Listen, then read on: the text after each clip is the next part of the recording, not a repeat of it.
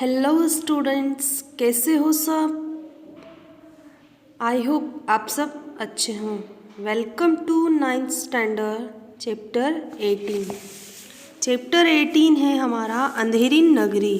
अंधेरी नगरी के लेखक हैं भारतेंदु हरिश्चंद्र। हमारे जो लेखक हैं भारतेंदु हरिश्चंद्र, इनका जन्म 1850 ईस्वी में हुआ और निधन 1885 ईस्वी में हुआ। भारतेंदु हरिश्चंद्र आधुनिक हिंदी साहित्य के पितामह कहे जाते हैं। वे हिंदी के आधुनिकता के पहले रचनाकार थे। वो हिंदी साहित्य के पितामह कहे जाते हैं और वही पहले हिंदी साहित्य के आधुनिकता के पहले रचनाकार हैं। इनका मूल नाम हरिश्चंद्र था। इनका जो नाम था मूल, वो हरिश्चंद्र था। भारतेंदु से इनको जाना गया। भारतेंदु इनकी उपाधि थी। हिंदी साहित्य में आधुनिक काल का प्रारंभ भारतेंदु हरिश्चंद्र से माना जाता है। भारतीय नवजागरण के अग्रदूत का मतलब होता है संदेश। भारतीय नवजागरण के संदेश के रूप में प्रसिद्ध भारतेंदु जी ने देश की गरीबी, पराधीनता, शासकों के अमानवीय शोषण के चित्रण को ही अपने साहित्य का लक्ष्य बनाया। मतलब भारत को जो संदेश देना चाहते थे, उसी पर उन्होंने अपने साहित्य बनाए, जो थे कि भारत की देश की गरीबी, पराधीनता, शासकों के अमानवीय शोषण चित्रण, उनके ऊपर उन्होंने साहित्य बनाए। हिंदी को राष्ट्रभाषा के रूप में प्रतिष्ठित करने की दिशा में उन्होंने अपनी प्रतिभा का उपयोग किया। भारतेंदु बहुमुखी प्रतिभा के धनी थे। हिंदी पत्रकारिता, नाटक और काव्य के क्षेत्र में उनका बहुमूल्य योगदान रहा। हिंदी में नाटकों का प्रारंभ भारतेंदु हरिश्चंद्र से माना जाता है। भारतेंदु ने हिंदी नाटक की नींव को सुदृढ़ बनाया। मतलब भारत में जो नाटक प्रारंभ हुए वो भारतेंदु जी के द्वारा ही शुरू हुए, हरिश्चंद्र जी के द्वारा। उन्होंने हरिश्चंद्र पत्रिका, कवि वचन सुधा और बाल प्रबोधिनी पत्रिकाओं का संपादन भी किया। वे एक उत्कृष्ट कवि, सशक्त व्यंग्यकार, सफल नाटककार, जागरूककार, पत्रकार तथा ओजस्वी गद्यकार थे। मतलब उनमें वो सब खूबियाँ थी। वो कवि भी थे, वो व्यंग्यकार भी थे, नाटककार भी थे। ठीक है। इसके अलावा वो लेखक, संपादक, निबंधकार और कुशल वक्ता भी थे। इनकी प्रमुख रचनाएं वो हैं भारतेंदु कला, वेदिकी हिंसा, हिंसा न भवति, सत्य हरिश्चंद्र, भारत दुर्दशा, अंधेरे नगरी, पूर्ण प्रकाश, चंद्रप्रभा, स्त्रियों की उत्पत्ति, बादशाह दर्पण, कश्मीर कुसुम, रामायण का समय, सुंदरी सिलक, पावस कविता संग्रह आदि। ये सब इनकी प्रमुख रचनाएं हैं, जो कि नाट्यशास्त्र भी है, काव्य भी है, उपन्यास भी है, शोध रचना भी है। ठीक है। भारतेंदु जी ने मात्र 34 वर्ष की अल्प आयु में ही विशाल साहित्य की रचना की। मतलब जब वो 34 वर्ष के थे तभी उन्होंने अल्प आयु में ही अपनी साहित्य की रचना की। 35 वर्ष की आयु में उन्होंने मात्रा और गुणवत्ता की दृष्टि से इतना लिखा, इतनी दिशाओं में काम किया कि उनका समूचा रचनाक्रम पथदर्शक बन गया। आपका महान साहित्य कर्म देव शक्ति से प्रेरित ही माना जाएगा। ये हमारे लेखक के बारे में, उनके जीवन के बारे में हमने जान लिया। अब हम जो अंधेरी नगरी हमारा अध्याय है, उसमें लेखक क्या कह रहे हैं वो थोड़ा सा जानते हैं। कि प्रस्तुत एकांकी में महंत और उनके 2 शिष्य हैं एक नगरी में पहुंचते हैं। जो महंत हैं उनके 2 शिष्य हैं, नारायण दास, गोवर्धन दास, वो दोनों उनके शिष्य हैं और वो एक नगरी में पहुंचते हैं जहां मूर्ख राजा और मूर्ख प्रजा से उनका पाला पड़ता है। नगरी में चारों तरफ अज्ञान का अंधेरा था। अनुशासन रहित विवेकहीन प्रजा में किसी से प्रेम, आत्मीयता का नामो निशान दिखाई नहीं देता था। मतलब जो वो प्रजा थी राजा की, वहाँ पर बिल्कुल अंधकार था। वहाँ किसी से प्रेम, आत्मीयता का कोई नामो निशान उनको दिखाई नहीं देता था। अच्छे बुरे में अंतर और सच और झूठ का ज्ञान भी उन्हें नहीं था। भाजी का मूल्य और खाजे का मूल्य भी 1 टका, 1 टका मतलब 2 पैसे, जो पुराने जमाने के होते थे। तथा राजा तथा प्रजा, कहावत के अनुसार राजा भी मूर्ख और प्रजा भी मूर्ख। ऐसे लोग अपनी मूर्खता के कारण अपने विनाश का कारण बन जाते हैं। इसीलिए जो अंधेरी नगरी एकांकी से लेखक पाठकों को पढ़ने वालों को इसी अविवेकी अज्ञानी वृत्ति से परिचित करवाकर इससे बचे रहने की प्रेरणा देते हैं। जो लेखक है वो मतलब मूर्खता का कारण बन जाता है इंसान का विनाश का, इसलिए उन्हें ज्ञात करवा रहे हैं कि ये ऐसी मूर्खता नहीं करनी चाहिए। चलो अब हम हमारा पाठ शुरू करते हैं। पाठ का परिचय कर लेते हैं पहले कि इसमें कितने मुख्य किरदार हैं। महंत है, उनके 2 शिष्य हैं जो हैं नारायण दास, गोवर्धन दास। चौपट जो राजा है अंधेरी नगरी का, उसमें कुंजड़िन मतलब जो सब्जी बेचने वाली, हलवाई जो मिठाई बेचता है, फरियादी, कल्लू, बनिया, कारीगर, चुने वाला, बिस्ती, कसाई, गडरिया, कोतवाल, सिपाही आदि, ये सब इसके मुख्य किरदार हैं। अब जो पहला दृश्य है वो हम पढ़ते हैं। स्थान है वहाँ पर से शुरू हो रहा है। शहर के बाहर महंत जी और 2 चेले बातें कर रहे हैं। चेले जो उनके 2 चेले हैं नारायण दास, गोवर्धन दास, बातें कर रहे हैं। महंत, बच्चा नारायण, यह नगर तो दूर से बड़ा ही सुंदर दिखाई पड़ता है। देख, भिक्षा मिले तो भगवान को भोग लगे क्या?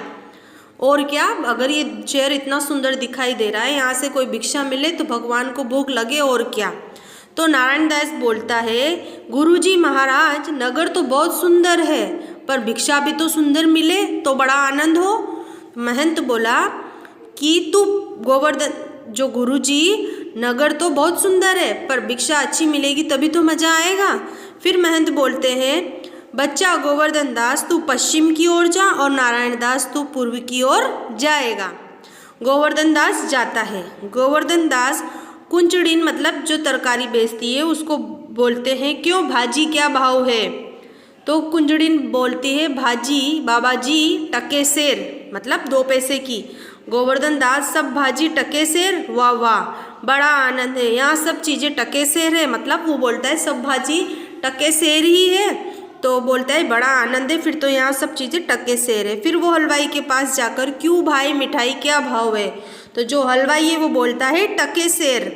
तो फिर वो गोवर्धन दास से वो खुश होकर बोलता है, वाह वाह, बड़ा आनंद है, सब टके सेर क्यों? बच्चा, इस नगरी का नाम क्या है? तो हलवाई बोला, अंधेरी नगरी। जो हलवाई है वो बोला, अंधेरी नगरी इसका नाम है। गोवर्धन दास, और राजा का नाम क्या है? तो हलवाई ने बोला, चौपट राजा। गोवर्धन दास, वाह वाह, अंधेरी नगरी, चौपट राजा, टके सेर भाजी, टके सेर खाजा, मतलब अंधेरी भी नगरी है, यहाँ का राजा का नाम चौपट है, और 2 पैसे की भाजी और 2 पैसे का खाजा। तो हलवाई, तो बाबा जी कुछ लेना हो तो ले ले। वो बोलता है, हलवाई कुछ लेना हो तो ले ले। गोवर्धन दास, बच्चा भिक्षा मांगकर 7 पैसे लाया हूँ, 3.5 सेर मिठाई दे दे, मतलब भिक्षा जो दान में दी जाती है, तो कि भिक्षा मांगकर 7 पैसे लाया हूँ, 3.5 सेर मिठाई दे दे।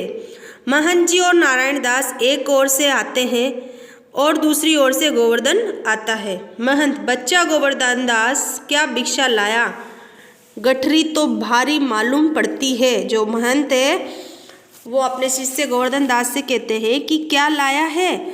गठरी तो भारी मालूम पड़ रही है। गोवर्धन दास, गुरुजी महाराज 7 पैसे की भीख में मिले थे, जो 7 पैसे हैं वो भीख में मिले थे, उसी से 3.5 सेर मिठाई मोल ली है। महंत, बच्चा नारायण दास ने मुझसे कहा था कि यहाँ सब चीज़ें टके सेर मिलती है, तो मैंने इसकी बात पर विश्वास नहीं किया। बच्चा, ये कौन सी नगरी है और इसका राजा कौन है जहाँ टके सेर भाजी और टके सेर में खाजा मिलता है? जो महंत है वो कह रहे हैं कि मुझसे नारायण दास ने कहा था पर मैंने उसकी बात पर विश्वास नहीं किया। ये कौन सी नगरी है जहाँ पर मिठाई भी और भाजी भी एक ही भाव में मिलती है? गोवर्धन दास, अंधेरी नगरी, चौपट राजा, टके सेर भाजी, टके सेर खाजा। जो गोवर्धन दास है, अंधेरी नगरी, चौपट राजा, टके सेर भाजी, वो उनको बोल रहे हैं महंत को कि नगरी का नाम है अंधेरी, यहाँ का राजा का नाम है चौपट, यहाँ पर टके सेरी भाजी और टके सेरी मिठाई है। तो महंत जो उनके गुरु हैं बोले, तो बच्चा ऐसी नगरी में रहना उचित है, मतलब सही है जहाँ टके सेर भाजी और टके सेर खाजा बिकता है। मैं तो इस नगर में अब एक क्षण भी नहीं रहूँगा। जो महंत है वो कह रहे हैं कि ऐसी नगरी में रहना अच्छा है जहाँ पर सब भाव मोल, सब चीज़ों का मोल एक ही हो। मैं तो ऐसी नगरी में एक पल भी नहीं रहूँगा। गोवर्धन दास, गुरुजी मैं तो इस नगर को छोड़कर नहीं जाऊँगा और जगह जगह दिन भर मांगो तो भी पेट नहीं भरता, मैं तो यहीं रहूँगा। जो गोवर्धन दास है उसको तो क्या लगा कि अच्छा है, यहाँ तो फटाफट से ही सस्ते में ही सब काम हो जाएगा, इसलिए मैं तो इसको छोड़कर नहीं जाऊँगा। और जगह जाता हूँ तो मांगते हैं, जब जाके भी पेट नहीं भरता। तो महंत है, देख मेरी बात मान, नहीं तो तू पछताएगा। मतलब देख मेरी बात मान ले, नहीं तो पीछे से पछताएगा। मैं तो जाता हूँ, पर इतना कहे जाता हूँ कि कभी संकट पड़े तो याद करना। यह कहते हुए महंत चले जाते हैं। जो महंत है वो गोवर्धन दास से कहते हैं कि देख मैं तो यहाँ से जा रहा हूँ, अगर तुझे जाना है तो आ, वरना पीछे से पछताएगा। मैं तुझसे ये कह देता हूँ, पर मैं जाते जाते एक बात कह के जाता हूँ कि कभी तुझे संकट पड़े तो याद कर लेना। इतना कहकर महंत वहाँ से चला जाता है। अब हमारा जो एक अध्याय है, पहला अध्याय दृश्य, वो यहाँ पर समाप्त होता है, जिसमें हमने जाना कि महंत और उनके जो दो शिष्य थे, नारायण दास, गोवर्धन दास, वो दोनों एक शहर में जाते हैं जहाँ का नाम है अंधेरी नगरी। अंधेरी नगरी के राजा का नाम है चौपट राजा।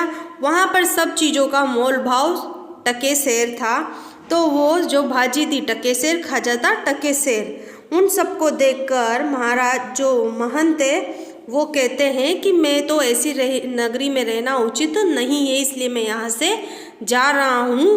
पर जो उनका दास है गोवर्धन दास, उसे तो ऐसा लगता है कि यहाँ पर सब सस्ता है तो पेट आसानी से भर जाएगा, इसलिए मैं यहीं रुकता हूँ। इसलिए जो महंत है वो जाते जाते कहते हैं कि मैं यहाँ से जा रहा हूँ और तू पीछे से पछताएगा, पर फिर भी तुझे कोई संकट आता है तो तू मुझे याद कर लेना।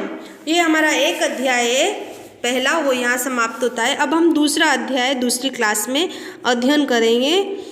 Okay, thank you so much, have a nice day.